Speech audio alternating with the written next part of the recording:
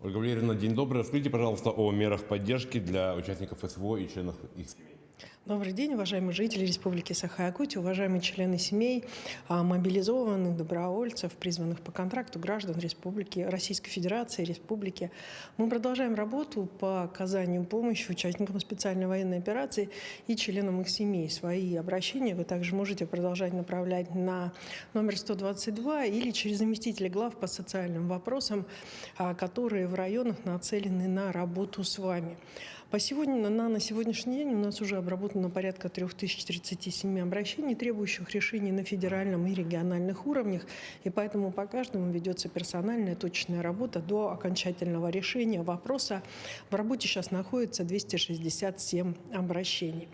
В приоритетном порядке по зеленому коридору у нас уже не раз я говорила об этом, продолжает проводиться медицинское, психологическое обслуживание родственников, оказывается социальная реабилитация.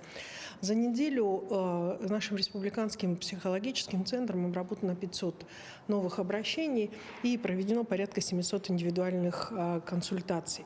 По поручению главы республики Саха-Якутия 9-я мобильная бригада психологов работает в госпитале в Ростове-на-Дону. И сегодня прием психологов осуществляется как в республиканском центре, так и, соответственно, в филиале «Защитники Отечества» и в районных филиалах центра. По поручению главы Республики Саха-Якутия мы начали готовить мультидисциплинарную комплексную бригаду на базе санатория БЭС-Чегда, в которую войдут медицинские работники БЭС-Чегды и психологи Центра социально-психологической поддержки. Мультимедийная бригада получит обучение в Федеральном медико-биологическом агентстве для того, чтобы комплексно отрабатывать навыки, компетенции и затем в последующем уже обучать всех остальных для работы.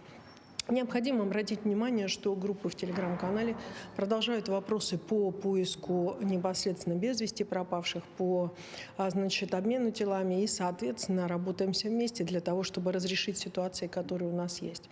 Кроме того, в республике продолжается непосредственно осуществление работы Центра по контракту по линии Министерства обороны Российской Федерации с предоставлением, с объяснением всех возможностей, которые дает военная служба и, соответственно, региональных выплат.